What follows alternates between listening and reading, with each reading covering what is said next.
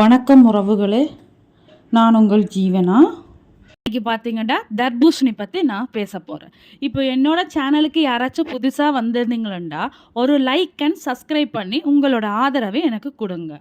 வாங்க வீடியோக்குள்ளே போகலாம். இப்போ தர்பூசணியில் நீர் சத்து அதிகமாக உள்ள வெள்ளரி இனத்தை சேர்ந்தது. இந்த தர்பூசணியை வாட்டர் மெலான், கொமட்டிப்பழம், தர்பீஸ் என பல வேறு பெயர்களில் அழைக்கப்படுகிறது. தர்பூசணி என்றதுமே கோடையின் வெப்பத்திலிருந்து நம்மை பாதுகாக்கும் என்று வெறுமனவே சொல்லிவிட்டு போக முடியாது.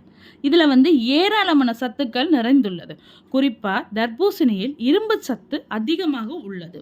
இந்த இரும்பு சத்தின் அளவு பசலைக்கீரைக்கு சமமானது ஒன்றாகும்.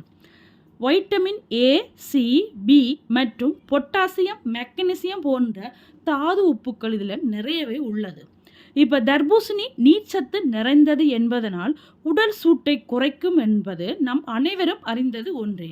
அதே நேரத்தில் கோடை காலங்களில் கிடைக்கக்கூடிய இந்த தர்பூசணியை சாப்பிடுவதனால் உடலில் உள்ள கொழுப்பை கரைக்கும், மேலும் கெட்ட கொலஸ்ட்ராலை குறைக்கும் தன்மை உள்ளது. அது மட்டுமல்லாமல் தர்பூசணியில் உடல் எடை குறைக்க உதவி செய்யும். உடல் எடையை குறைக்கும் போது தர்பூசணியை காலை உணவில் நம்ம உட்கொள்ள வேண்டும். காலை உணவை தவிர இரவு உணவில் தர்பூசணியை சாலட்டாகவும் சாப்பிடலாம். இரவில் தர்பூசணியை சாலட்டாக உட்கொள்ள விரும்புபவர்கள் இரவில் திடீரென பசி எடுக்காமல் இருக்க அதனுடன் வேறு ஏதாவது ஒன்றை சாப்பிட வேண்டும். உங்களோட வயிறு நிரம்பும், மேலும் பசியை கட்டுப்படுத்த உதவுகிறது இந்த தர்பூசணி.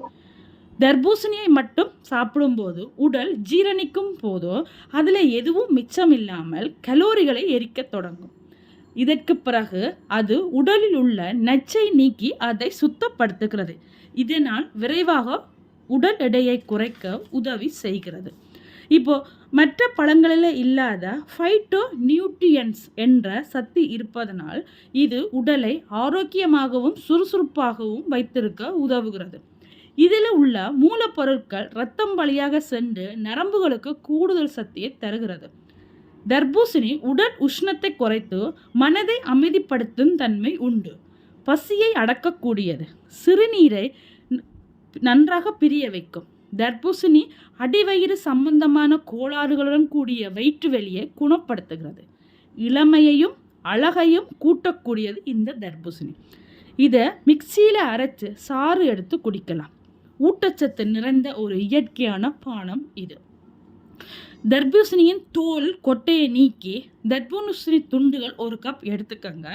2 ஸ்பூன் ஆலிவேரா ஜெல் சேர்த்து முகத்தில் பூசி ஒரு 2 நிமிடம் அல்லது 5 நிமிடம் நல்லாக மசாஜ் செஞ்சு கழுவினால் முகம் ஜொலிக்கும், மேலும் முகச்சுருக்கம் சரியாகும். தர்பூசணி கோடைக்கு ஒரு வரப்பிரசாதம் என்றாலும் அதிகமாக சாப்பிடாமல் பல்வேறு உடல் உபாதைகள் மற்றும் பிரச்சனைகள் ஏற்படுத்தும். 92% நீரின் பங்கு இருப்பதனால் அஜீரண கோளாறு, வயிற்றுப்போக்கு மற்றும் வயிறு உப்பிசம் அடைதல் போன்ற பிரச்சனைகளை ஏற்படுத்தும் வாய்ப்பு உள்ளது. சர்க்கரையின் அளவு அதிகமாக இருப்பதால் மிக எளிதாக கொழுப்பாக மாறும் தன்மை உள்ளது. எனவே அளவுக்கு மிஞ்சினால் அமுதமும் நஞ்சு என்பதை போல நம்ம அளவாகவே சாப்பிட வேண்டும். அளவுக்கு அதிகமாக எடுக்க வேண்டும். அதாவது வாரத்தில் 3 நாள் அல்லது 4 நாள் சாப்பிடலாம். அதுக்கு மேலே சாப்பிட வேண்டாம். அதுவும் 2 வேளை மட்டும் எடுத்தால் போதும். காலை, மாலை அல்லது காலை, மதியம் இந்த மாதிரி நீங்கள் எடுத்துக்கலாம். இல்லைன்னு சொன்னால் காலையில் ஒரு 11 மணி அளவுக்கு சாப்பிடுங்க, அல்லது ஒரு 4 மணி அளவுக்கு சாப்பிடுங்க.